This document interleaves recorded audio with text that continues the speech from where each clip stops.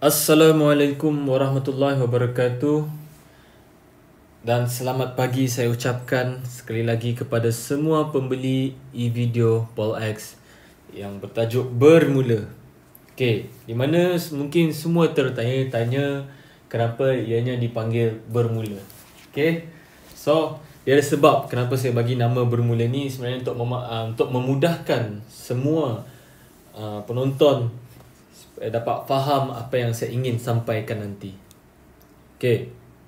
So, apa yang saya nak maklumkan, walaupun di dalam chapter 1 dan chapter 2 itu hanyalah basic, tapi ianya lah amat penting. Ada sebab kenapa saya kena terangkan berkenaan candlestick, what is forex, apa semua. Sometimes ada yang tak tahu, kita tak tahu semua yang membeli e-video ni. Ada mungkin yang baru nak trading. Okay. So apa yang saya nak dalam sebelum kita meneruskan pelajaran, cubalah barang siapa yang dah memang pakai teknik yang sebelum ni, apa je teknik, cuba letak tepi dulu, letak tepi untuk sementara ni dulu. Bukan buang, sebab itu adalah ilmu. Kita kena sentiasa hormati ilmu. Kita simpan dia dulu dekat almari, sebab benda tu nanti akan berguna juga. Okay. So apa yang saya nak adalah semua sekali dalam keadaan tenang, relax, belajar dengan relax, tenang. Okay guys, relax. Okay, jangan ada negatif-negatif, apalah susah lah apa semua. Memang untuk berjaya ni susah, tapi yang paling penting dalam hidup ni adalah progress. Okay, progress. Kalau tak nak ada progress, pandai-pandai faham-faham lah. Okay, so yang penting relax. Kita nak tahu apa yang chapter 3 ni yang kita nak belajar. Okay, chapter 3 ni sebenarnya more to entry. Saya akan explain di mana tempat nak entry dengan menggunakan support dan resistance. Dan lagi berbalik semula, support resistance ni pun basic, sebab basic ni sangat penting. Okay, tanpa ada basic jangan harap untuk pergi tempat yang lain-lain. Okay, basic ni betulkah kita sudah faham apa dia basic technical analysis ni, which is support resistance ni peanut butter lah dalam trading sebenarnya. Orang cakap memang ramai yang menggunakan this teknik. Okay, ataupun ianya adalah satu adat ataupun kewajipan untuk kita kena fahamkan what is the support and the resistance. Akan tetapi adakah betul kita faham support resistance ni? Kerana bermacam-macam kefahaman tentang support resistance ni. Saya tak mengatakan yang saya punya support resistance ni adalah betul. Akan tetapi apa yang saya telah postmortem, apa yang saya telah kaji sebelum ni, dari pengalaman saya mengajar, belajar trading selama 8 tahun ini. Okay, saya ingin kongsikan apa yang saya punya kefahaman. Sebarang teguran saya terima dengan hati terbuka. Bolehlah kontak saya jika ada apa nak tegur lah, sekiranya penyampaian saya ni terlalu kasar ataupun terlalu menyimpang ke apa semua, saya terima teguran tuan-tuan semua. Okay, yang penting kita kena positif ya. Alright.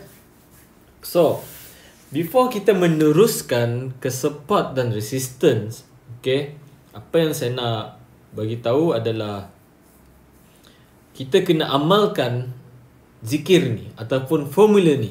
Kita akan pakai formula ni sampai bila-bila.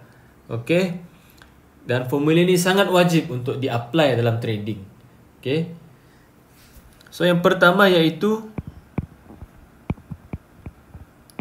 breakout. First, zikir dia adalah breakout. Selepas berlakunya breakout, kita kena cari pullback.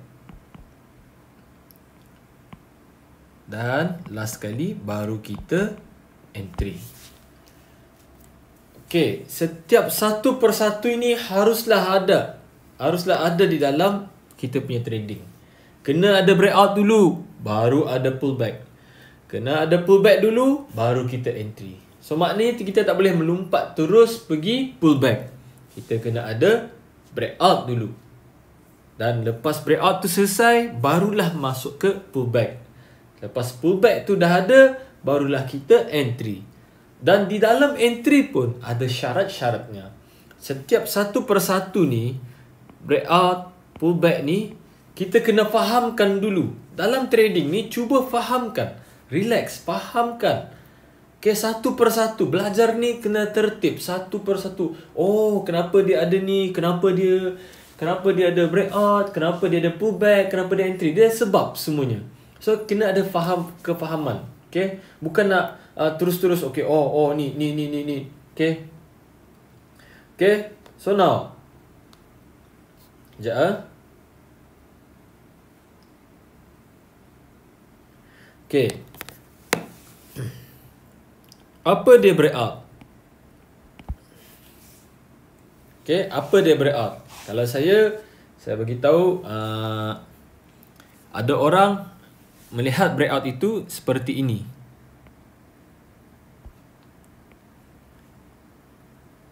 Yes. Ini pun dipanggil breakout. Okay. Ini pun dipanggil breakout. But tak semestinya ini sahaja breakout. Breakout ni pun boleh dipanggil strong push. Strong push ni maksudnya setelah berlaku kenaikan, okay, setelah berlaku kenaikan, dia contoh macam ni .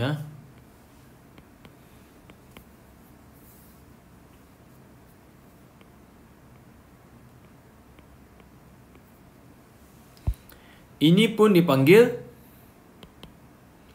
naik dan berlakunya permulaan jatuh ataupun strong push. Setelah naik ada strong push untuk sell. Okay, ini pun boleh dipanggil sebagai breakout. Setelah berlakunya cantik kenaikan, tiba-tiba dia datang satu candle sell. Okay, ini pun boleh dipanggil breakout. Okay, sekarang ni kita dalam topik breakout. Okay. So now, selain daripada breakout, ini pun boleh dipanggil, breakout ni pun boleh dipanggil as a reversal. Okay, pas ada kenaikan, sub, berlakunya reversal. Okay, faham? Dan breakout ini pun juga boleh dipanggil as a, selepas berlakunya ni pump, kejatuhan, ini pun boleh dipanggil a market mover. Apa dia market mover ni? Penggerak. Dalam trading ni kita kena tahu di mana penggeraknya, siapa yang menggerakkan market ni. Sebab penggerak market ni kita perlukan. Breakout ini kita perlukan sebab ianya adalah market mover. Sebab ianya lah yang menentukan direction. Oh, macam contoh sekarang ni, dia sideway. Tapi tak ada market mover. Kita tak tahu mana satu market movernya. Belum ada. Berlaku kejatuhan, breakout, keluar daripada zone ni. So ini pun boleh dipanggil a market mover ataupun breakout. Breakout ni ketika namanya pun market mover juga. So kita tahu, okay, minat pada untuk sell. Sekarang ni market minat untuk sell. So breakout ini bukan hanya kita tahu basic of breakout yang macam ni je. Okay, so breakout ni kira macam contoh, naik, berlakunya kejatuhan. Okay, ini pun boleh dipanggil a breakout ataupun a strong push ataupun a market mover. Oh, kita nampak, oh ini ada pergerakan yang kuat untuk minat untuk turun. Okay, it doesn't mean bila ada turun ni terus turun kita nak sell. Bukan, kita belum masuk lagi ke bab entry. Sabar, kita kena fahamkan apa dia maksud breakout ni. Okay, dan selepas berlaku kenaikan ada reversal, breakout. Ini pun boleh dipanggil breakout ni. Okay, faham? So contohnya macam di sebelum kita boleh apply tu chart.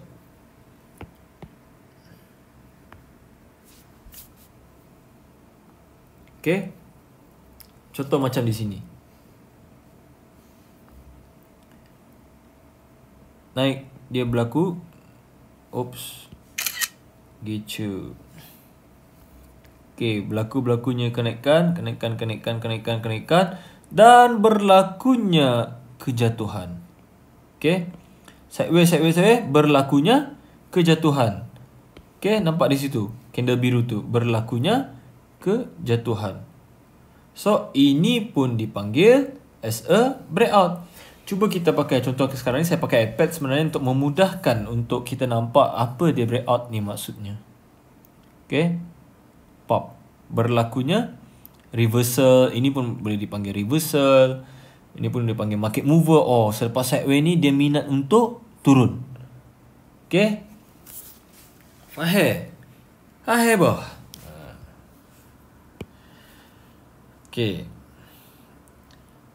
Kita berbalik semula. Mana ni? Macam mana bos? Ya. Pullback. So what is a pullback? Okay. Apa dia pullback ni? Okay, selepas kita tahu breakout, kita masuk ke topik pullback. Dan apa dia pullback? Pullback ni dalam erti kata lainnya adalah discount. Apa lagi? Retracement. Okay. Yang kita buat ni adalah jual dan beli guys. Jual dan beli. Di mana jual dan beli ni kita dah buat hari-hari kat kedai. Kita menawar, tawar, menawar. Betul tak? Okay. So, kita pun kena fahami what is pullback ni sebenarnya. Mana pullback yang valid, mana pullback yang discount yang valid. Contoh apa dia maksud pullback ni. Contoh maksudnya macam ni. Bila harga tu mahal, naik, harga dah mahal. Bila dah harga mahal, janganlah nak terus nak buy lagi, nak beli. Harga sudah mahal. Okay? Faham tak? Harga tu sudah mahal, korang nak beli lagi. Agak-agak lah sikit. Okay? Betul tak? Ini memang sebab dalam trading ni is more to emotion ataupun psikologi. Bila dah nampak harga naik, oh bagi tahu kan, alamak aku tertinggal lah, akulah apalah semua nak bersedih-sedih lah dalam ni. Okay. Harga mahal ni biarlah dia jalan dulu, tunggulah dia bagi diskaun, bagi murah. Tunggulah dia bagi retracement, tunggu dia bagi pullback. Semua ni nama yang sama je, tiga-tiga ni. Okay, cuma brand-brand lain-lain lah. Okay, macam kasut semua sama je. Bentuk semua sama, semua brand-brand lain-lain. Betul tak? Kan? So, bila harga tu sudah mahal di sini, janganlah cuba-cuba nak untuk buy at high price. Tunggulah dia bagi diskaun. Sedangkan dekat kedai lagi ada diskaun tag dekat atas. Contoh macam Fibonacci ada 20%, ada 50%, ada 61.8%, 70%. Semua itu diskaun tag. Kalau dalam kedai ada boleh diskaun tag, ada label diskaun tag dekat atas. Dalam trading pun ada juga. Dalam Fibonacci tu boleh pakai as a discount tag label. Betul tak? Okay. So, sama juga. Kalau untuk sell, harga jatuh. Harga sudah murah, anda sebagai penjual, anda lebih suka menjual di harga mahal. Akan dapat untung lebih banyak. Bila harga tu sudah jatuh murah, relax lah dulu. Jangan terus nak jual. Okay. Relax dulu. Tunggu dia bagi harga tu retracement. Bagi mahal sikit, baru kita jual. Faham? Sama juga kalau harga tu sudah mahal, tunggu dulu murah, baru kita buy. Inilah tujuannya, kita nak tahu di mana retracement ni akan berakhir dan memulakan penerusan untuk naik. Dan di manakah setelah berlakunya penurunan dan dia membuat retracement, pullback untuk discount. Di mana kita nak tahu dia akan pengakhiran untuk dia untuk sell. Ini tujuan kita dalam trading, kita nak mencari retracement. Okay. So, bila ini sudah complete, pullback sudah complete, breakout sudah complete, pullback sudah complete, kita akan masuk bab entry. Dalam entry wajib juga bila dah sampai ke tempat tu kita kena ada confirmation. Okay. Kita ada kena confirmation, kita kena ada money management. Okay. Risk management. Okay. So, no confirmation, no entry. Walaupun ada confirmation, kita jangan terlalu yakin dengan confirmation yang kita ada ni. Kita perlu juga ada money management dan risk management. Okay, contoh. Money management, korang ada 100 USD. Berapa yang korang sanggup loss daripada 100 USD korang ni apabila korang masuk? Korang masuk dalam, ini Bigo kawan saya. Okay, saya pakai iPad dia. Lek le. Okay. So gurau-gurau. So macam saya, kalau saya I'm willing to lose 10 USD. Okay, kita set stop loss 10 pips. TP 30 pips. So kita bahagikan lah. Kita willing to lose 10 pips, maknanya jarak 10 pips ke, contoh